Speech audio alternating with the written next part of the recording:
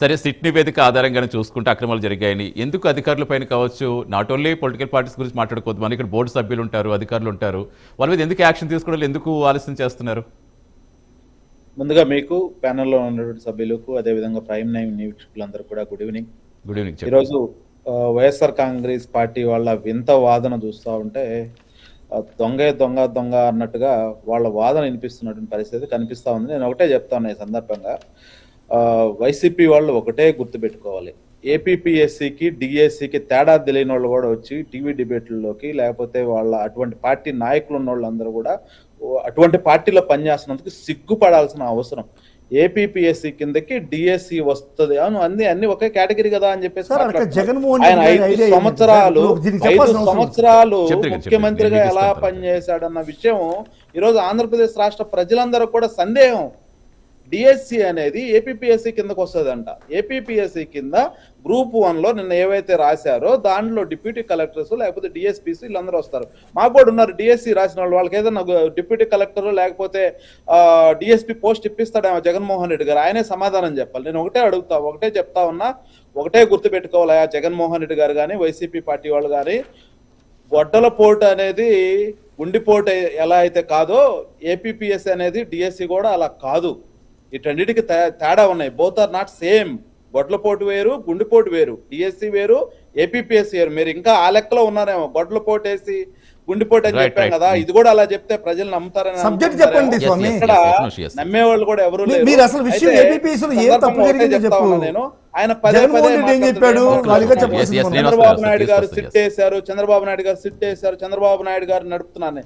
SIT వేసింది ఎవరో ముందు తెలుసుకొని వచ్చి డిబేట్ లో మాట్లాడండి. సిట్ వేసింది ఎవరు? హైకోర్టు సిట్ వేస్తే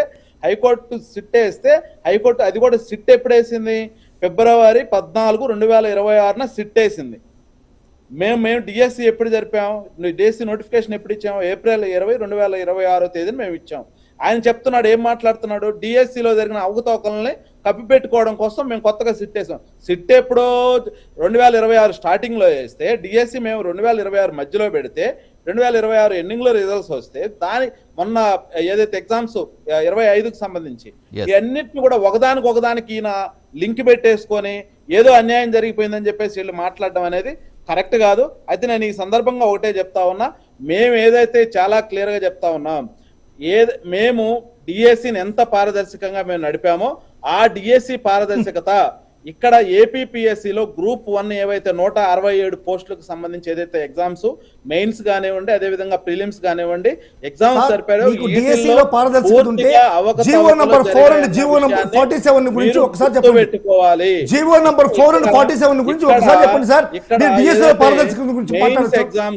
మెయిన్స్ ఎగ్జామ్స్ కు సంబంధించి వీళ్ళు చెప్తా ఉన్నారు, అసలు ప్రైవేట్ రిసార్ట్ లోకి వెళ్ళి మీరు పేపర్స్ దిద్దాల్సిన అవసరం ఏమొచ్చింది? గవర్నమెంట్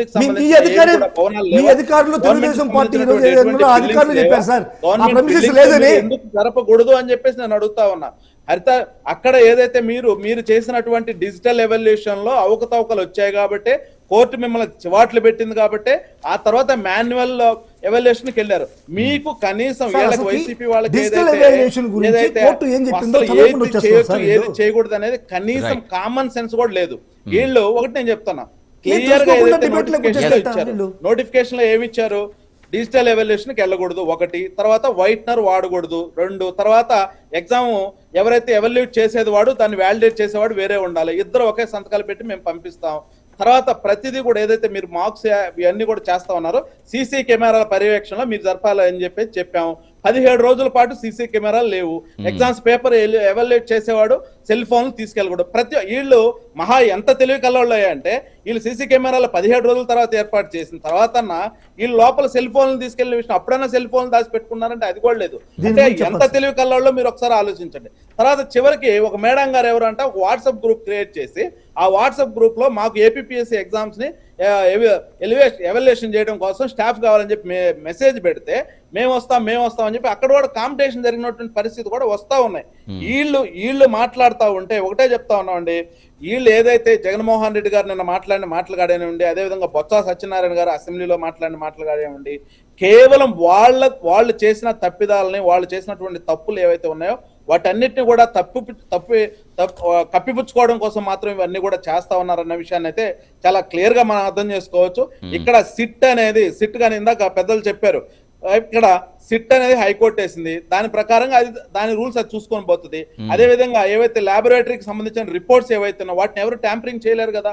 అది సాక్షాత్తు ఒక అతను ఎవరైతే ఎవాల్యుయేషన్ చేసినటువంటి వ్యక్తి బయటకు వచ్చేసి, బాబు ఇది నా సంతకం కాదురా బాబు, నేను అసలు సంతకమే పెట్టలేదని చెప్పేసి ఆయన మాట్లాడాడు. ఇంకొక ఆయన వచ్చేసి నేను 97 మార్కులు వస్తే 69కి తీసుకొచ్చారని చెప్పేసి ఒక ఆయన మాట్లాడాడు. వీళ్ళకి న్యాయ వ్యవస్థ మీద, అదే విధంగా ఏవైతే ప్రభుత్వ సంస్థలు ఏవైతే ఉన్నాయో వీటన్నిటి మీద ఏటి మీద కూడా వీళ్ళకి అనవసరం, వీళ్ళకి వీటన్నిటి మీద నమ్మకం ఉండదు. వీళ్ళు మేము పట్టిన కుందేలకి ముడే కాళ్ళు అంటారు చూడండి, అదే దూరంలో వెళ్తా ఉంటారు. వీళ్ళ నాయకుడు ఇప్పుడు నేను అక్కడక్కడ వింటా ఉన్నా, కొంతమంది వైసీపీ వాళ్ళు కానీ వైసీపీ ప్రతినిధులు కానీ మాట్లాడుకుంటా ఉన్నారు, అయ్యా జగన్మోహన్ రెడ్డి పబ్లిక్ లోకి వచ్చి ఎప్పుడు ప్రెస్ మీట్ పెడతాడా, మేము అన్యాయంగా అనవసరంగా ఇబ్బంది పడతా ఉన్నాం, ఆయన రాకుండా ఉంటేనే మంచిదిరా బాబు అని చెప్పేసి మొర్రుకుంటున్నటువంటి పరిస్థితి అయితే ఒకసారి వైసీపీ వాళ్ళు ఆలోచించారు. రైట్ చాలా కష్టంగా ఉంది. ఒక్క నిమిషం రామ్మోహన్ గారు వయసు తీసుకున్నప్పుడు దగ్గరికి వస్తానండి. నమస్తే రామ్మోహన్ గారు.